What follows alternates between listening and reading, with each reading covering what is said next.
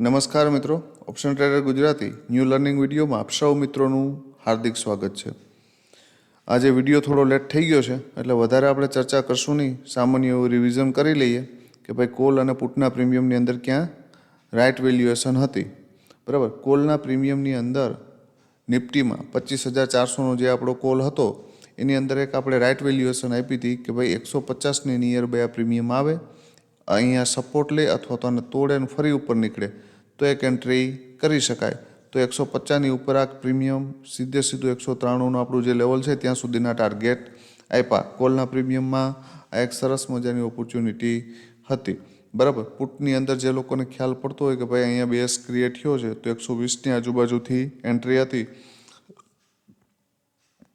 જે 160ની આજુબાજુ જતું જોવા મળ્યું. બરાબર, આ પ્રીમિયમ એટલા કોસ્ટલી હતા એટલા માટે જ આપણે સેન્સેક્સ એનાલિસિસ ગઈકાલના વિડીયોની અંદર કવર કર્યું હતું. બરાબર, તો નિફ્ટીમાં કોઈ મિત્રોએ આ મૂવમેન્ટ કેપ્ચર કરી હોય તો કોમેન્ટમાં જણાવજો. સેન્સેક્સની અંદર એક આપણું પ્રીમિયમ હતું 81,800નો પુટ.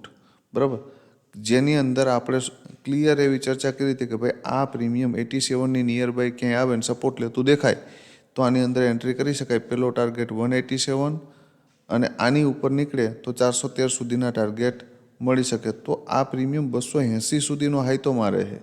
ક્યાંથી? 87થી. તો અહીંયાથી કેપિટલ થાય છે 3x અને એક સરસ મજાની 5 મિનિટ ચેક કરશો ને તો આ રીતના પડતો આવે છે, ફરી આમ ઉપર જાય છે, ફરી આ જ એરિયામાં સપોર્ટ લે છે, આ લો બ્રેક નથી કરતું, અહીંયાથી આમ બાઉન્સ બેક કરે છે ને ફરી પાછું આટલું ડીપ આવીને અહીંયાથી પછી આ રીતે જાય છે. તો સરસ મજાની આ મૂવમેન્ટ તમે ઇઝીલી કેપ્ચર કરી શકો ને એવી હતી. 100 પોઈન્ટ તો વન વે હતા. બરાબર, તો આ મૂવમેન્ટ કેટલા મિત્રોએ કેપ્ચર કરી છે કોમેન્ટમાં જણાવજો. બીજી મહત્ત્વની વસ્તુ કે આવતીકાલે શું થઈ શકે, કેમ કે આવતીકાલે સેન્સેક્સની એક્સપાયરી છે. બરાબર, અને આજે આપણે થોડા સ્પીડલી જઈશું કેમ કે વિડીયો ઘણો લેટ થઈ ગયો છે. બરાબર, નિફ્ટી માટે મહત્ત્વના લેવલ 25,446 આ લેવલ, સ્ટ્રોંગ રેઝિસ્ટન્સ યાદ રાખજો. અહીંયાથી નિફ્ટી અહીં જશે ને તો આ એરિયામાંથી સેલ ઓફ આવી શકે. સ્ટ્રોંગ બાઇંગ એરિયા 25,205 આ એરિયામાંથી બાઇંગ આવી શકે. જ્યાં સુધી આ બેમાંથી કોઈ રેન્જ બ્રેક ન થાય ને ત્યાં સુધી ટોપથી સેલ અને બોટમથી બાય આ બે કન્ડિશન થઈ શકે. યાદ રાખજો. મોર્નિંગમાં ધારી લ્યો કે આ એરિયામાં મિડલ ઓપન થઈ ગયું, અહીંયાથી એક પોઝિટિવ કેન્ડલ બનાવી તો એન્ટ્રી કરી શકાય. 361ને બ્રેક કરી દે ને તો 446 સુધી જઈ શકે. ધારી લ્યો કે આ એરિયામાંથી ટોપ ઉપરથી એક શૂટિંગ સ્ટાર કેન્ડલ મળે અને એના રિટેસ્ટ ઉપર તમે શોર્ટ કરો અને જો આ ક્લોઝિંગ બ્રેક કરી દે ને તો પેલો ટાર્ગેટ 25,276, આની નીચે 25,205. બીજી condition, heavy market gap down થાય 25,205ની નીચે અને ફરી તમને ઉપર રિટેસ્ટ કરતું દેખાય તો 25,120ના દર્શન થઈ શકે ને એનાથી નીચે જાય તો 25,000. બરાબર, આટલું ક્લિયર. બે પ્રીમિયમ જોઈ લઈએ સેન્સેક્સના અને બે પ્રીમિયમ જોઈ લઈએ નિફ્ટીના. સૌથી પહેલાં નિફ્ટી જોઈ લઈએ ત્યારબાદ સેન્સેક્સ. ક્લીન વસ્તુ છે ભાઈ. આ બંને પ્રીમિયમ છે 25,500નો સી અને 25,200નો પી. શું થઈ શકે ભાઈ આમાં? થવા માટે તો ઘણું થઈ શકે પણ થશે તો મેન વસ્તુ આ પ્રીમિયમ કેવું છે ભાઈ અત્યારે હાઈવે ઉપર કોલનું પ્રીમિયમ. જો તમને 128ની આજુબાજુ સપોર્ટ લેતું દેખાય તો અહીંયાથી એન્ટ્રી કરી શકાય ને એન્ટ્રી કર્યા પછી આ ક્લોઝિંગ બ્રેક કરી દે ને તો 173 પહેલો ટાર્ગેટ અને 200 બીજો ટાર્ગેટ. આનાથી વધારે હું વિચારતો નથી. બીજી કન્ડિશન કે આ પ્રીમિયમ ભૂલમાં તમને ક્યાં મળે? 103ની આજુબાજુ. 103ની આજુબાજુ સપોર્ટ લેતું દેખાય તો એન્ટ્રી કરી શકાય. પહેલો ટાર્ગેટ 128 અને બીજો 143, એનાથી ઉપર નીકળે તો 173. આનાથી વિશેષ કાંઈ છે નહીં. ધારી લ્યો કે 103નું લેવલ મોર્નિંગમાં જ બ્રેક કરી દીધું તો પછી આની જગ્યા છે 58. તો પછી ભાઈ 58ની આજુબાજુ આમાં નજર રાખવી તો પુટનું જે પ્રીમિયમ છે ને એ બ્લાસ્ટ થઈ જશે જો આ લેવલ બ્રેક થશે તો. બરાબર, આટલું ક્લિયર રાખજો. હવે જોઈ લઈએ પુટનું પ્રીમિયમ. પુટનું પ્રીમિયમ છે 25,200નો પી શું થઈ શકે ભાઈ આમાં થવા માટે? તો આ જ્યાં સુધી આ પ્રીમિયમ 153ની નીચે છે ને ત્યાં સુધી નેગેટિવ છે. ધારી લ્યો કે મોર્નિંગમાં અહીંથી આમ કરીને ઉપર ક્લોઝ કરી સ્ટ્રોંગ કેન્ડલ અને ફરી એનું રિટેસ્ટ એવું તો અહીંથી એન્ટ્રી બની શકે 153થી.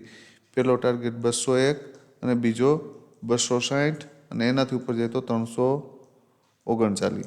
આ 3 ટાર્ગેટ માટે જઈ શકાય. પણ આવું થાય તો ધારી લ્યો કે આ અહીંથી ઉપર નથી જતું તો પછી આની જગ્યા 74ની નિયર બાય છે. જો મોર્નિંગમાં 74ની આજુબાજુ ક્યાંય સપોર્ટ લે તો પણ એન્ટ્રી કરી શકાય અને 74ને તોડી અને ફરી અહીંયા એક સરસ મજાની સપોર્ટ કેન્ડલ બનાવે, મતલબ કે પિન બાર અથવા તો હેમર બનાવે, બરાબર, તો આપણે અહીંયા એક નાનું એવું રિસ્ક લઈ શકીએ અને 74ને બ્રેક કરી દઈએ ને તો 153 સુધી જઈ શકે ને એનાથી ઉપર જાય તો 201.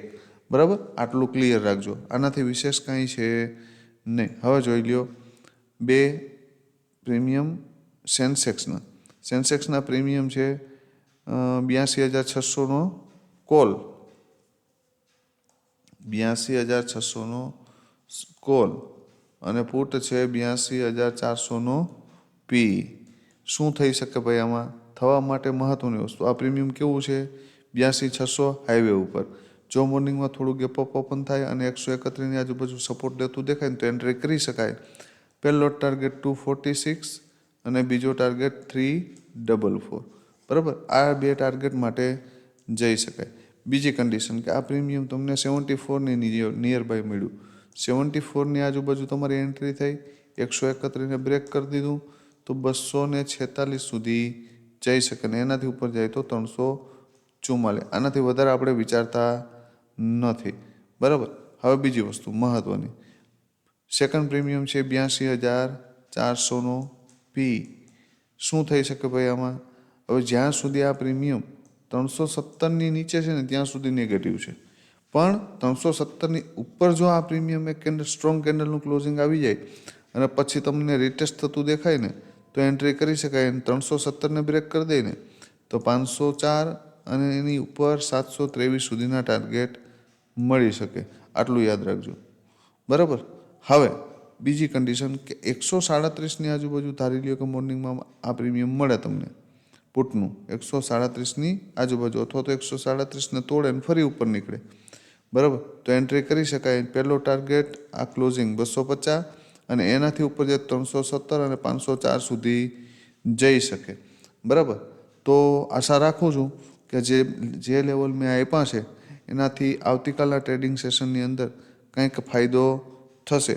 આજે વિડીયો થોડો લેટ થઈ ગયો છે એટલે સ્પીડલી બનાવ્યો છે, તો વિડીયોને વધુમાં વધુ મિત્રો સુધી પહોંચાડજો, લાઇક કરજો, શેર કરજો અને કોમેન્ટ કરવાનું ભૂલશો નહીં. આવતીકાલે ફરી મળીશું નવા વિડીયોમાં. ત્યાં સુધી જય માતાજી, હર હર મહાદેવ.